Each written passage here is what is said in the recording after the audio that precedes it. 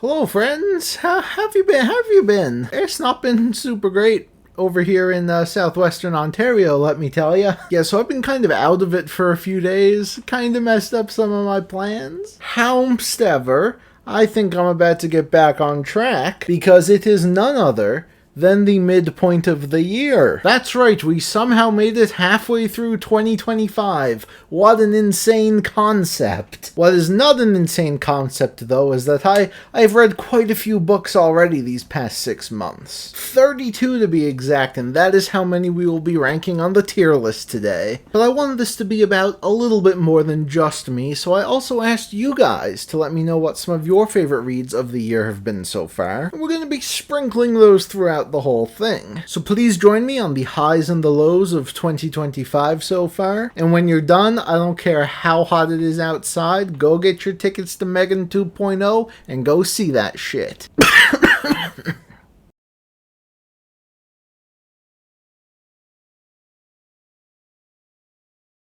Oh, that felt weird.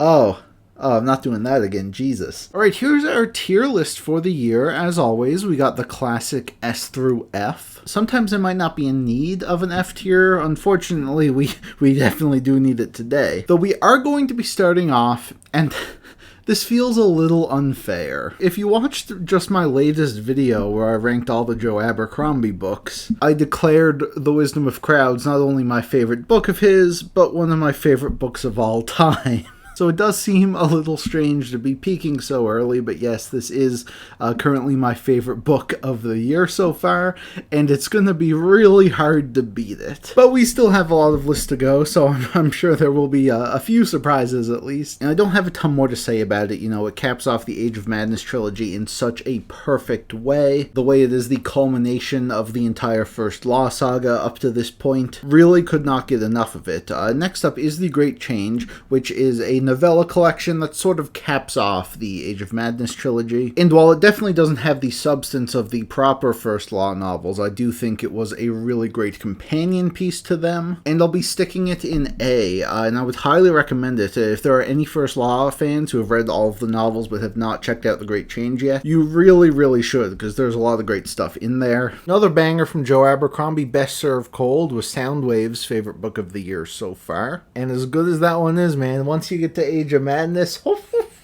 so I've made quite a bit of progress on the Wheel of Time this year, so we have a bit of those to go over. The first up being Fires of Heaven. This was quite a long one, and it's one I mostly really enjoyed. It's a book that followed up The Shadow Rising, I think, in really smart and interesting ways, and for sure had a lot of twists and curveballs I did not expect. But it also did feel, I think, a tad bloated. Like, there were definitely some plot lines here that I wasn't huge on, and overall I didn't really think the book needed to be almost 900 pages. And me saying that might be a common theme throughout this video, just a heads up. Yeah, overall still a solid entry in the series, just not one of my favorites. The Frugal Wizard's Handbook for Surviving Medieval England. This was the last of the Brandon Sanderson secret projects I had to read. Of course, he has a new one coming out in just a couple days. But as it stands, as of right now, this was easily my least favorite, unfortunately. Sanderson has a really cool idea here, but I don't think he really pulled it off with the skill he usually does. I think he leaned a bit too heavy in the comedy, which isn't really his strongest aspect, and overall the whole thing just felt kind of underdeveloped. But it still wasn't awful or anything. You know, if you're a Sanderson completionist, yeah, you're gonna read it. But if you saw last year's tier list, I do think that all of the other secret projects are quite a bit better. The 3 Body Problem really came out of nowhere and knocked me on my ass. This thing was excellent, which isn't an opinion you will always hear, because, you know, this is a book that was much more so about the ideas than the actual, you know, characters. So there are a lot of characters here who don't really leave a huge impact, but I just thought it was so fascinating. One of the most unique, like, alien invasion stories I've ever read, and it really just had me up all night, like, binging stupid Neil deGrasse Tyson videos. Bro, ask me about the Fermi Paradox, I will never shut up. Yeah, it became an absolute favorite of mine, and I always bring this up just in case someone doesn't know about it, but this entire series has a full official Minecraft adaptation that aired on TV in China, and I think that's pretty incredible, and more books should definitely get on that. Apollo's favorite book was Pachinko, a book I've heard very good things about, and I've also heard good things about the show on Apple, which I'm pretty interested in checking out. Not usually the type of book I might like to read, but you know, I'm always open to stuff. Dogman, so I read several Dogman books near the start of the year to get excited for the film, and it definitely worked. You know, I really sort of rediscovered my Pilkey era, and it really reaffirmed that, you know, while I grew up with Captain Underpants and enjoyed it so much when I was young, his stuff has really held up, and you know, Dogman impressed me in a number of ways, mainly with the themes that Pilkey is able to work into these really stupid, silly stories. So Dogman, definitely an A tier. Probably going to read more at some point. It is made for the 6 to 8 demographic. You know, I'm not going to sit here and tell you like it's as good as The First Law or something. But I think for what it is, it's pretty peak. Pretty goated. Love Dave Pilkey. The Dungeon Anarchist Cookbook is the third book in the Dungeon Crawler Carl series. I don't really have a ton to say about it because it's kind of the same thoughts I have on the whole series up to this point. I think it's really solid, inventive, funny. It does not shy away from more serious themes, emotional moments. We'll be throwing it up here in B, which I believe is the ranking that I've given all of them. You know, some people like to call this one of the best fantasy series they've ever read, and I can definitely understand why someone would think that. But for me, it's just a, you know, really entertaining time, but just hasn't really reached that level of greatness for me that it has some others. But I still have quite a few more books to go, and I do hear they only improve in quality. Of course, the release for these has been very fast, so I don't even know if I'll be caught up in time for book 8, but I hope to get through at least a couple more this year. Mickey 7 was an interesting little sci-fi book I read to get ready for the new Bong Joon-ho film, and I thought it was a pretty solid and pleasant read overall, though nothing really amazing. I'm gonna stick it here in B. You know, I thought the characters were really interesting, the story was cool. I just feel like there was some missed potential here, and I honestly feel the same about the movie, just for different ways. I just really don't think it was as clever or as creative as it could have been, but it was still solid. If you like the premise, I think you'll have a good time with it. Cupid Has a Heart On. This was the big Valentine's Day read for book club this year, and you know, I feel kind of bad about giving books F tier in previous years, because no matter how bad some of those books were, I really don't think anything I've ever read comes close to this level. It really makes you realize just how horrendous things can get. I don't want to sound like I'm anti-humanity or anything, but, you know, when I was reading this, it got to a point where I'm just like, Where the hell did we go wrong, man? The sex scenes weren't even good, man. Like, that was your one job. Going from the depths of Tartarus to the peak of Everest here, the Ship of Destiny. I've already given heaps of praise to the Live Ship Traders after I finished it earlier this year. Easily one of my favorite fantasy series ever, and Ship of Destiny I thought was the best of the bunch. A stunning, thrilling, bittersweet conclusion to this pirate fantasy saga, and I really cannot praise it enough. It still has to go below Wisdom of Crowds. But that should really just go to show you how good Wisdom of Crowds is. But yeah, Ship of Destiny, absolutely incredible stuff. And I hope to at least get started on the next trilogy in Realm of the Elderlings by the end of the year. Piranesi, this is a very famous little book about a guy who's sort of trapped in this labyrinthian type maze. He's lost and he has no memories, so there's kind of like a mystery element going on. I thought this one was really solid. You know, the story itself didn't necessarily blow me away or anything, but I think the strength really came from, you know, the actual quality of the writing and the atmosphere. I absolutely loved the setting of this book. It was so creative and vivid. Really, really great stuff. I could see myself rereading this book, you know, just for that aspect. So yeah, definitely a really solid book that deserves a lot of the praise that it gets. Wilson's favorite read of the year so far has been The Factory. I looked into this one. It's kind of given Severance, kind of given the back rooms, you know. Might be interesting. I'll keep an eye on it. Base Empire Pie's favorite book of the year was from Dostoevsky, of course, a very, very famous classic author. And also The Song of Achilles, which I've heard pretty good things about as well. Of course, it's one of the more famous books of the past few years. Back in Chicago here with Death Masks, the 5th Dresden Files book, and the best one I've read so far. Get up there, bucko. Maybe above Dogman. Like, Dogman's goated, but you know. I think this was the book where it just took all the elements that Dresden Files have been doing so well up to this point, and just found a perfect balance. High stakes, great action, emotional moments. It was all I really ever wanted out of these books, and I got it here in spades. And the best part is I hear is like the series does continue to get even better, so I think at this point I'm definitely in for the long haul. Very excited. Dolores Claiborne is one of the more unique books Stephen King has written, where the entire thing is just one single monologue with no breaks at all. And you think that might get exhausting, but it really doesn't, because, you know, Dolores as a main character is so fascinating, and her story is so gripping. And if someone is not a big horror fantasy fan, this is one of the ones I would definitely get them to check out. Blood Rights, the next Dresden Files book. I didn't think this one was quite as good as Death Masks. Still had a lot of the really solid elements I liked, and this one got a bit more into Harry's family, which I thought was cool. But at the same time, it also felt like a bit goofier, kind of a step back from the high stakes of the last one, where, you know, he's just like solving crimes on like a porn set. Still good stuff for sure, but I'm definitely eager to get into book 7, which I hear from a lot of people is one of the high points of the series. Okay, Weather Girl.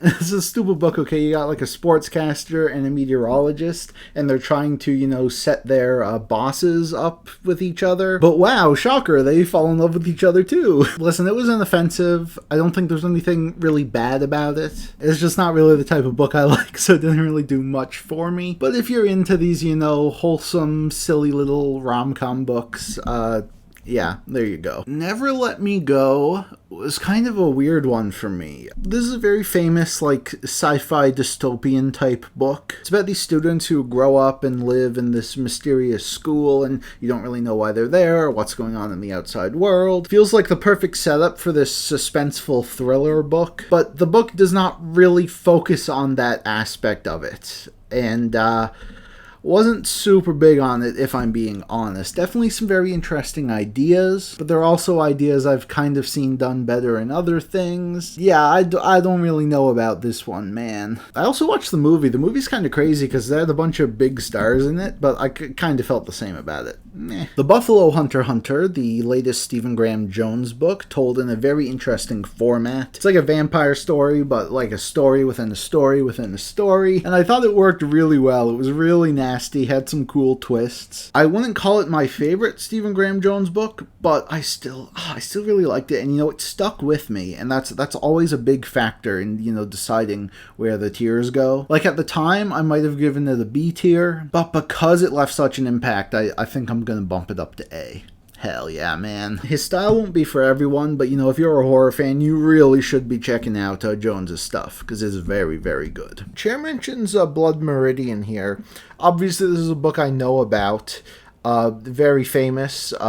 People say it's amazing, but in the same sentence, they're like, oh, but this is also the most disturbing, depressing thing I've ever read in my life. Oh my god, Jesus Christ. So I'm kind of scared to read it. If I'm being honest. Yeah, I'm sure I will at some point, but it probably won't be my first McCarthy book, is all I'll say. Oh, Hunger Games. Oh, brother.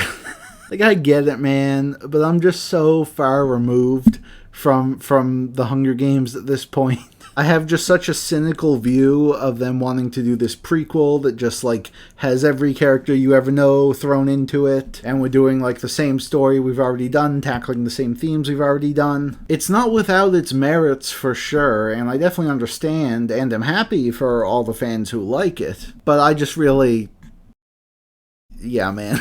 Though I gotta say, they have cooked so hard with the casting for this movie that I'm probably gonna be sat for it, and I hope I'm more engaged with it when it's on the screen. The Lord of Chaos is the 6th Wheel of Time book, the longest Wheel of Time book. Is it too long?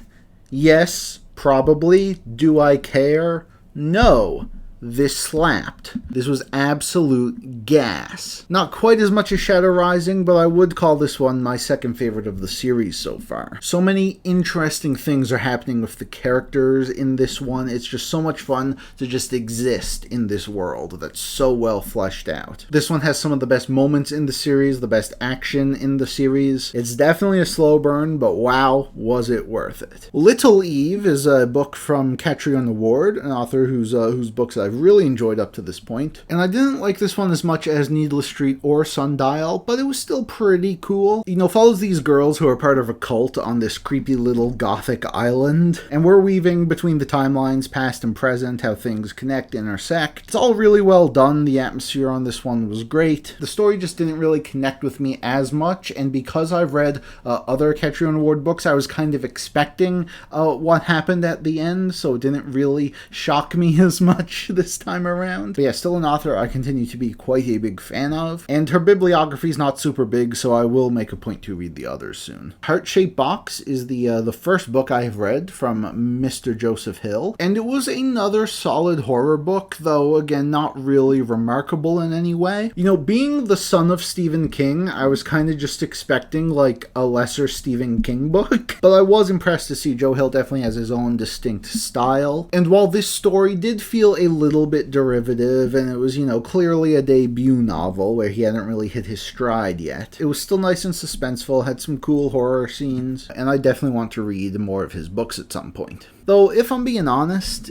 the truth is, definitely one of the best books of the year. Like, it's really hard to follow up Small Gods for me, because, you know, last year Small Gods was #1 on the tier list. I have since declared it my favorite book of all time, so I'm not really expecting anything to ever reach that level again, but I gotta say, man, the truth came pretty close. Another Discworld novel, this one is all about Ankh-Morpork's first newspaper. It brings all of the hijinks you would expect with that, but it has such a perfectly paced and plotted story. Of course, the satire is on point. It's a very funny book. The characters are amazing. It's got mystery, suspense, action, incredible climax. This is some of the best Discworld has to offer, and is absolutely one of the highlights of the year. That being said, Going Postal is better. Yeah, Going Postal, what the hell, man?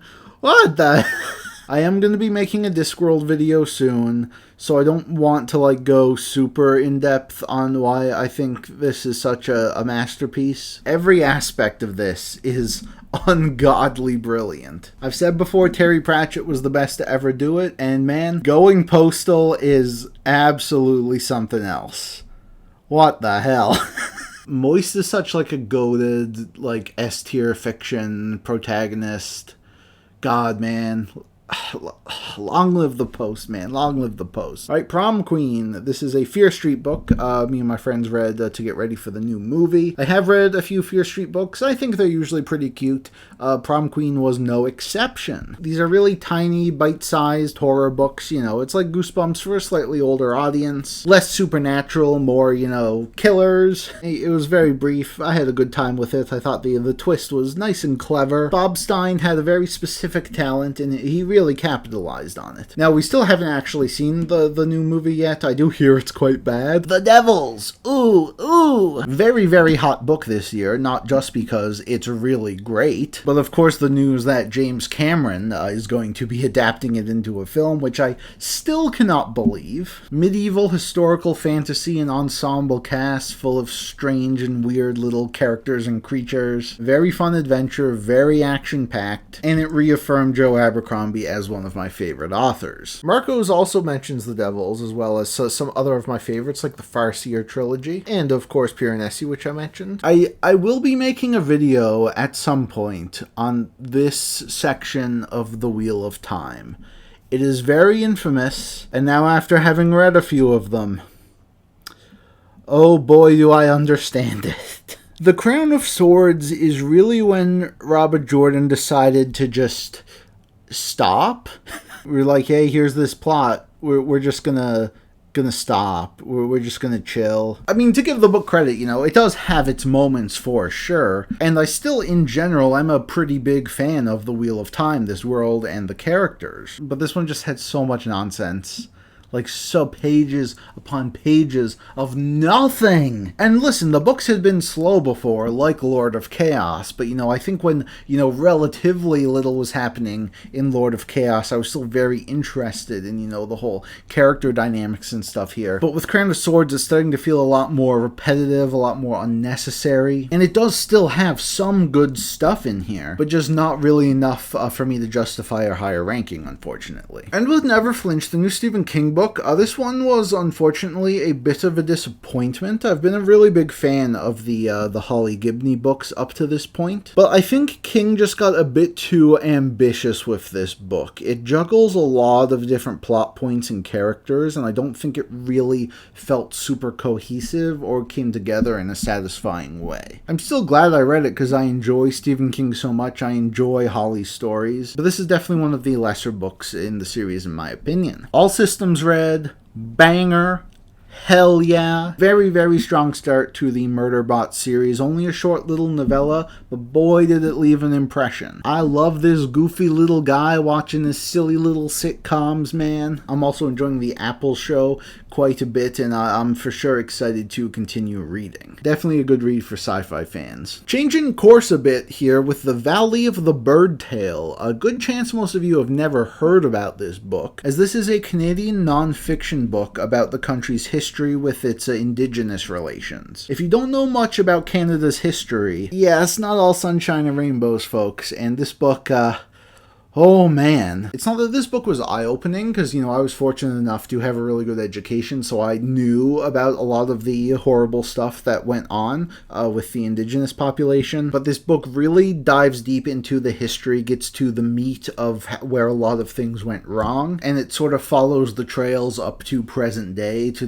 describe how some things got better, some things still have yet to improve. Really, really fantastic book that I understand a lot of you are not going to be interested in, but if you do happen to be interested in Canadian history, this one was absolutely incredible. What wasn't very fantastic was Path of Daggers. This is the 8th book in the Wheel of Time, and oh my god! The ending, let me tell you folks, slapped hard, slapped really hard, but what the hell, man? This entire thing could have, should have been an email. And listen, I'm about 75% through book 9. Look forward to the next Wheel of Time video, is all I'm gonna say. I do know, because I hear from everyone, that the series does make a big rebound eventually. I think book 11 is what people always point to. I'm not giving up on the series. Don't worry about that. I'm gonna see it through to the end, and I'll just leave it there. And the last user I wanted to mention brings up The Other Wind by Ursula K. Le Guin, of course, from one of the Earthsea books. A series I've heard very good things about, and I have been tempted to pick up before. Never pulled the trigger, but one I have my eyes on for sure. Moving Pictures, another Discworld book. Movies have come to the disc this time, but I was really surprised to see that while, this book is a, big fun satire on Hollywood, it's also a big fun satire on Lovecraftian horror, which I did not expect, but made this one an absolute riot. This might be the funniest Discworld book I've read. Not one of the best. It definitely doesn't have the depth of some of the others, but as someone who really loves all types of movies, I found a lot to appreciate about Moving Pictures and thought it was an absolute riot. I think I will go ahead and put it here. And again, I've had to keep delaying it because of stuff, but I will talk more in depth about these 3 Discworld books in an upcoming video soon. And last, for the first half of the year, we have Atmosphere by Taylor Jenkins Reid. Quite a famous author. This book is already really popping off in the sales. Good lord, man. But Reid is one of those authors where I just feel like, every ounce of book talk, booktube fame, the Reese Witherspoon sticker, it's all extremely deserved because she is a fantastic storyteller. The characters in Atmosphere are wonderful. The historical setting is fascinating. And this book has a lot of really harrowing suspense when we're dealing with the space missions. And it's one I definitely really loved, and it's one of those books I would kind of recommend to everyone. It's not the type of book I usually talk about here, probably not the type of book most of you read, but in my eyes, a good book is a good book, and Atmosphere definitely was one. And there we go, our tier list for the first half of the year, and I gotta say, not too shabby. It's pretty common these lists are front-loaded, which I like to see, but notable is that there are very few Ds and Fs this year so far, which I also really like to see because it means that's less suffering I have to go through. I'm definitely on track to finish my reading goal for sure. I would not be surprised if I go over it this year. I have a lot to read this year, and I'm very interested to see what this list will look like at the end. And if you want to get an idea, I will have a TBR video for the summer coming out soon. But as always, if you want to keep up with my reading in real time, you can give me a follow on Goodreads. Of course, my book club's Instagram and my webcomic should have a new chapter out shortly. If you didn't leave a comment for this video, please still let me know what your favorite reads of the year have been down below, as well as what you're looking forward to reading in the future. With that, thank you all for watching. I will see you next time. Stay reading, stay hydrated, stay cool, and stay watching Megan 2.0 in theaters now, baby.